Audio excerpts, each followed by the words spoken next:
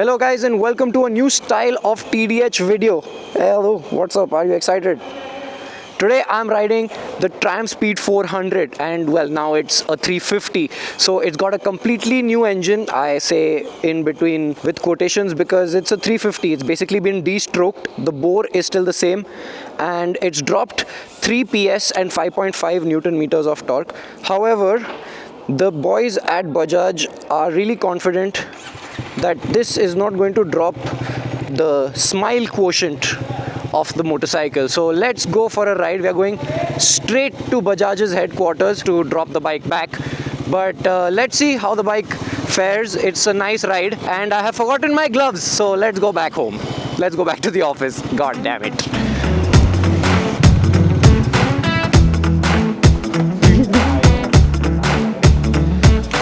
We're riding straight to Bajaj HQ, which is around 10 to 12 kilometers away, and it's mainly a highway road, so we're going to get to push the motorcycle a little bit. The sound is a little different because of the intake. It breathes a little better, it revs nicely. First impressions are pretty good, to be honest. Now, a lot of people would be bickering about the drop in power, but to me, this new map is a breath of fresh air. It really feels nice at the bottom end, especially when you're at half throttle and below. It feels really nice, very tractable. And before, the older 400 would feel a bit more tired towards the bottom end, and then the top would really pick up.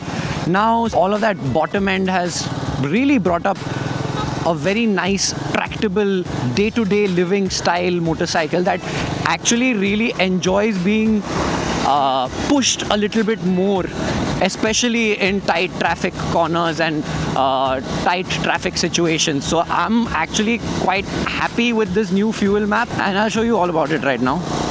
So the Speed 400 has always been a pretty playful motorcycle, but there were a couple of shortcomings in my opinion. One was the lack of oomph at the bottom and the mid-range.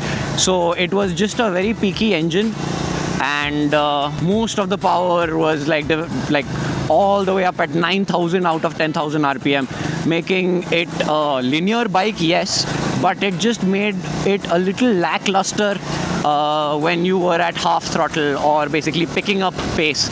So you felt like wringing it out all the time. This bike feels much more punchy, especially in the mid-range. Now that the power has been, the peak power, which is less, it is also delivered earlier in the rev range, making the bottom end much more lively and much more usable.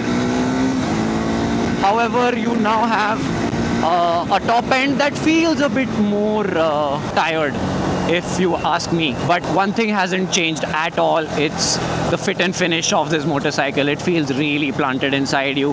All of the materials used on this motorcycle feel really nice on the touch. And the best thing about this motorcycle is that it still is a Triumph at the end of the day, making it a motorcycle a lot of people actually look at and be like, wow, you're riding a cool bike. And now the price has also dropped off the entire board of 400s on the Triumph lineup.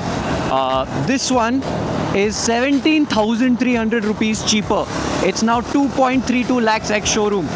It's a banging deal for the amount of power and performance you get. The guy who's developed this throttle map needs a raise. Honestly, it is so direct and it's so good. Very linear. It's like telepathic on my throttle. Another thing I've really noticed is that this engine is much more refined. At 100, you would really feel the vibrations on the older Speed 400, but the NVH levels have drastically improved in this motorcycle. The vibrations are much less, especially at higher speeds while cruising. And yeah, a lot of people were quite upset about the fact that Triumph is going to downsize and that the 400s are not going to be available at all in the country. We are only going to be getting these 350s. So what I want to know is, do you guys actually want the 400 to stay on sale or not? Would you actually buy it?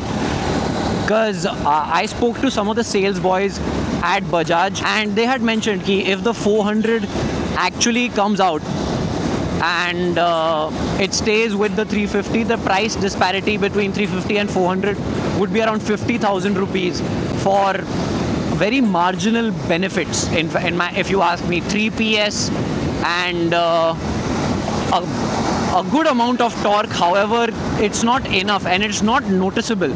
So in my opinion, in fact, they could have just downsized globally and the pinch wouldn't have been as bad as well, because this motorcycle is genuinely not that bad. Your butt dyno is never ever going to figure it out. In fact, your butt dyno might just trick you into thinking that this motorcycle has more oomph, because the bottom is just so much more ready now. And I really like the fact that the motorcycle is more effortless. So even though they have downsized, it doesn't feel like a downgrade for sure.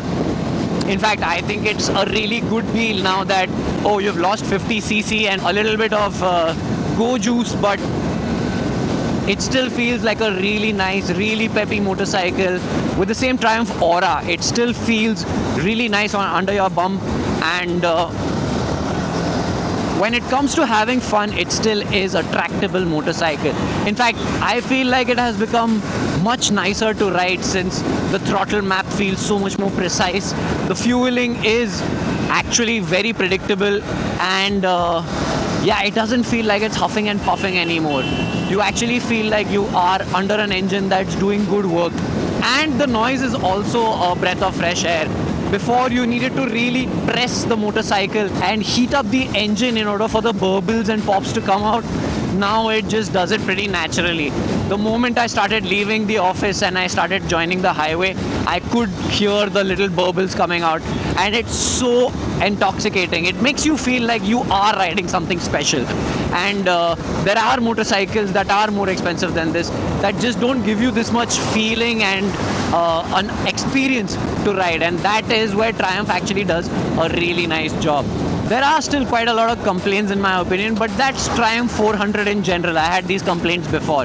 This motorcycle is pretty tiny and it's quite cramped in terms of ergonomics. So if a taller man sits down, he's not going to have a lot of space to move apart from his seat, and then you're just going to look odd, which is kind of odd. Like, you don't want to buy a motorcycle and then just look like a giant on top of it. The other thing is the wind blast on this motorcycle. Yes, you can opt for a fly screen, but if you do not have a fly screen and you plan on going on a road trip, yeah, you're going to be in a lot of trouble and your ears are going to be ringing pretty fast, because all of the air is directed straight into your helmet in this motorcycle.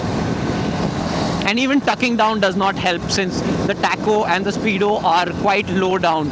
So you are going to be facing the whole wrath of the wind the whole way.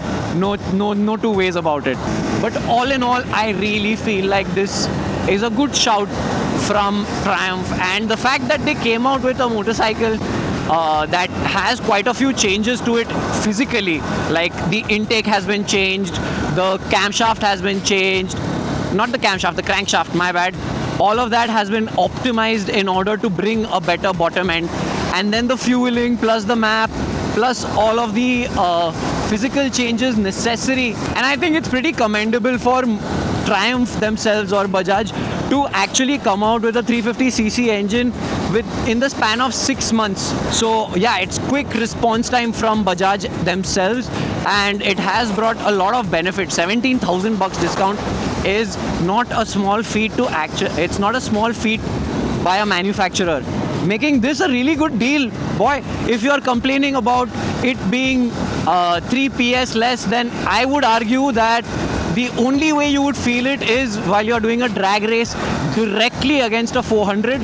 And I would also argue, unpopular opinion, that if you're tracking this motorcycle against a normal 400, you will be able to catch him in the exits, because this throttle map is just so much more precise that you're so much more comfortable with this motorcycle while throttling down, that this bike will actually make you faster. I urge you guys to go and take a test ride. Even if you own a Triumph 400, a 398cc one, go for a test ride and actually feel it. You might feel bad ki this one feels nicer, but in terms of power, yes, you might be able to feel a little bit of a difference if you ride them back to back.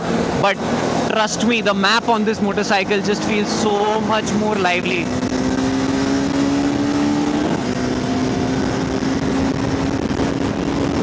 feels good in the corners. These Vredestein tires, honestly, I've never ridden them, but these tires feel so sticky and so good.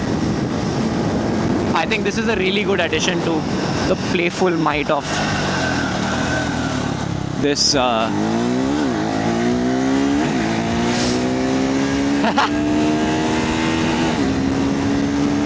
yeah, you see the top end doesn't feel as good as it used to be, but the bottom and the mid-range has just picked up so well that when it comes to funneling through traffic, that's when you actually get a smile on your face. And yeah, I don't even need to mention the nimbleness of the Speed 400. It's honestly as good as a little toy to play with.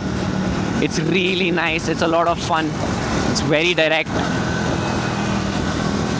but it's not intimidating one bit. It's quite planted.